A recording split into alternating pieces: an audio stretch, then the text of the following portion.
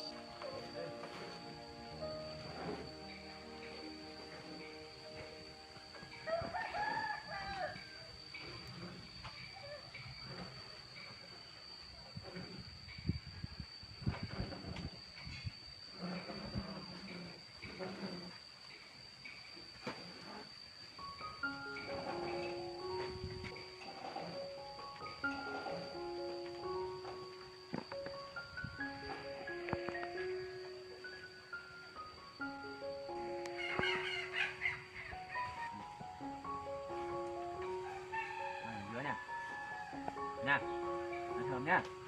Nha, này.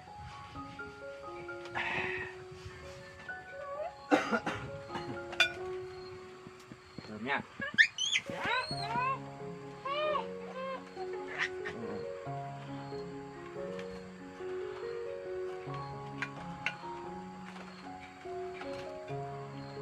Ngồi đàng hoàng đây.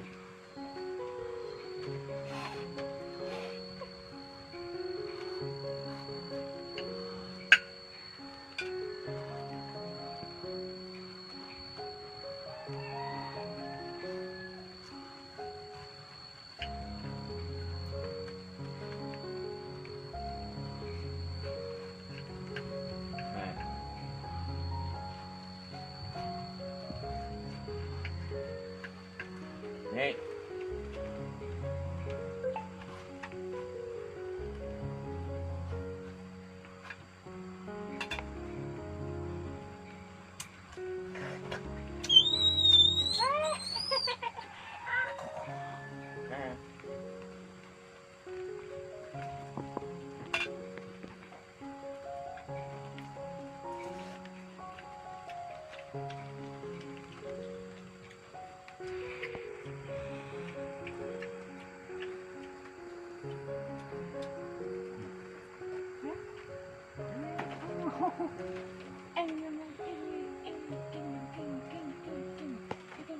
Ngồi đây.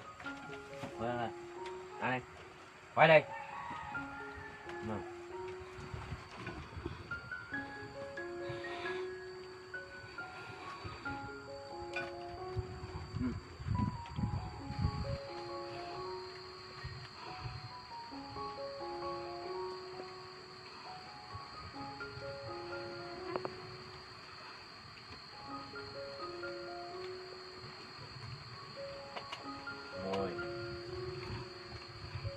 Này.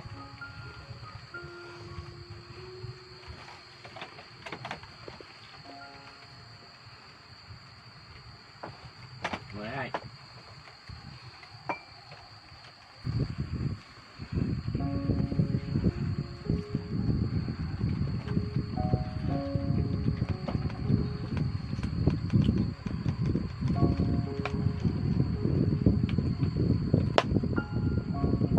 Đây. Cơm này.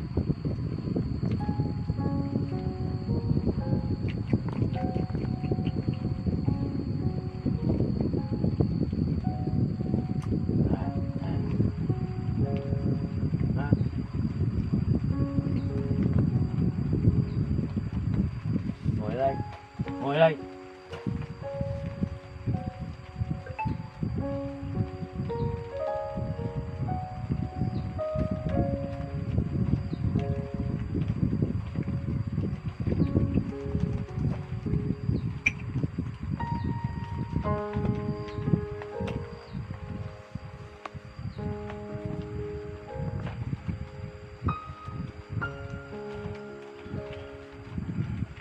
Amen.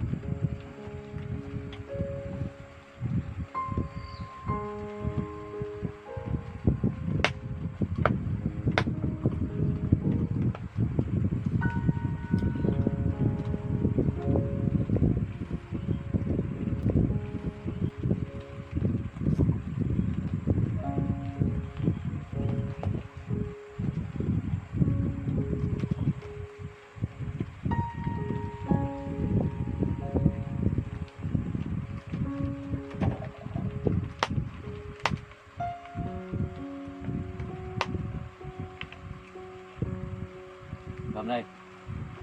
Cầm đây. Rồi. Nè. Hả?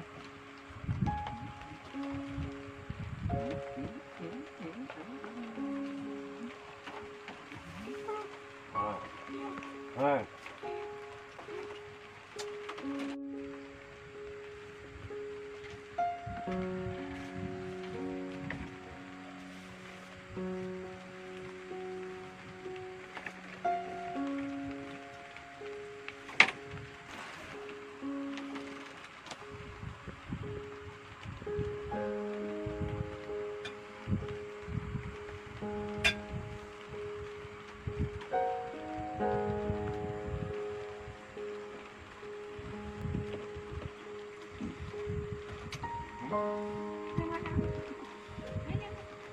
Đi ra im.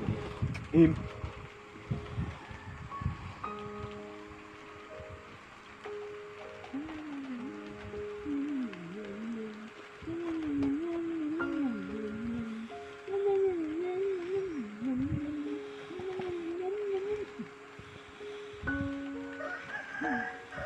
Im. Con ăn không? Con ăn không?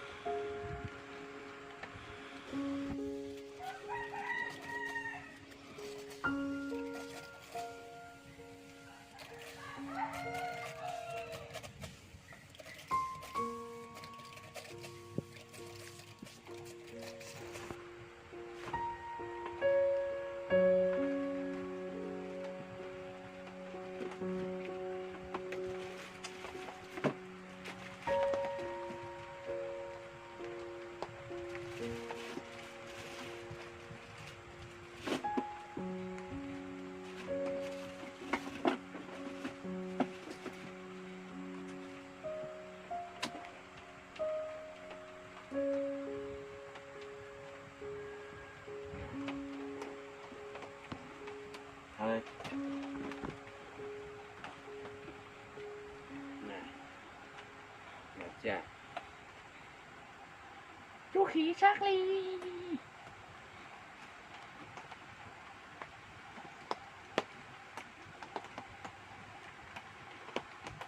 Chú khỉ Charlie.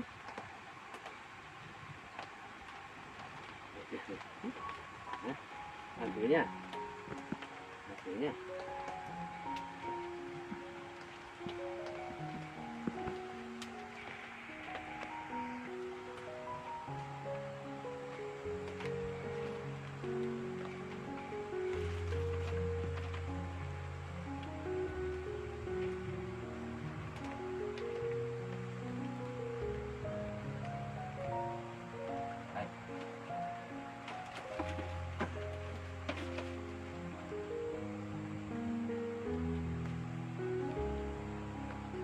Đây, đây, đây.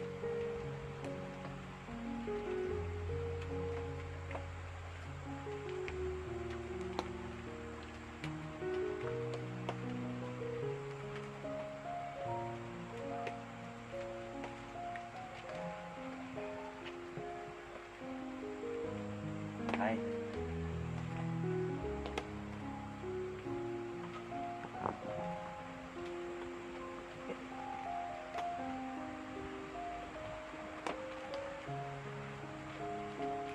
Cắt.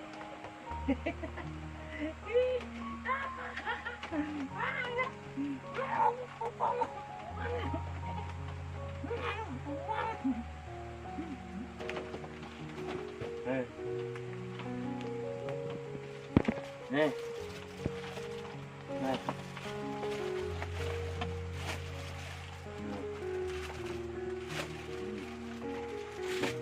Đây nha. Đây. Cái quần đang lúc nó đang còn bé này. Đấy, quần áo của Tuấn Linh nó đang còn bé này, đang còn để đây, đang còn nhỏ xíu, giờ mặc là không vừa đâu. Đấy, rất nhỏ luôn. Đấy, và quần áo nhỏ thôi, quần áo ngày xưa đây.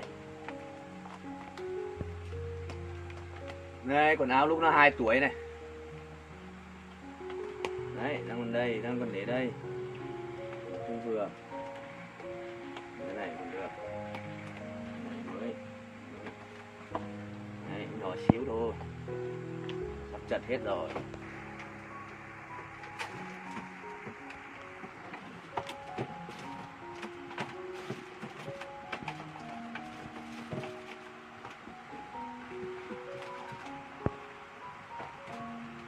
Này. Không nghe đúng không? Cầm đây.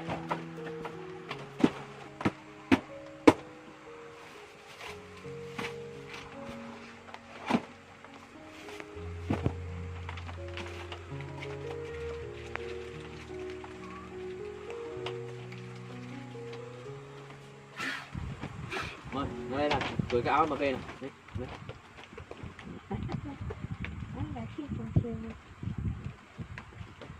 Ồ. Đấy nhá.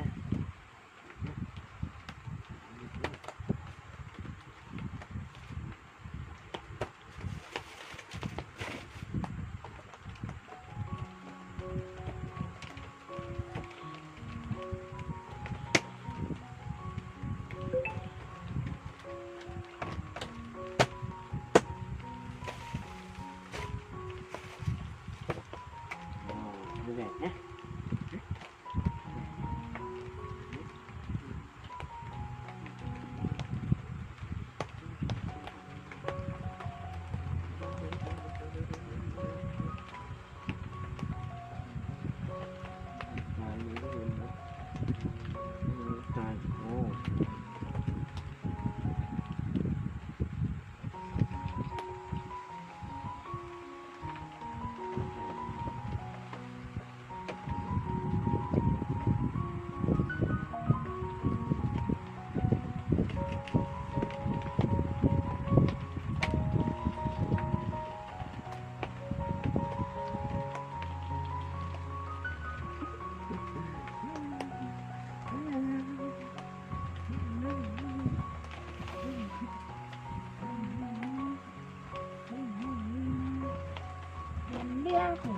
Nhắm bia ngoan.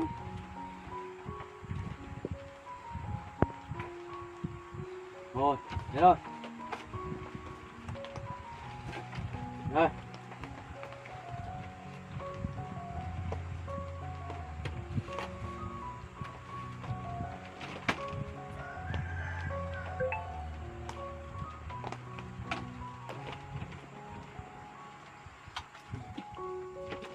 Rồi, mẹ nào.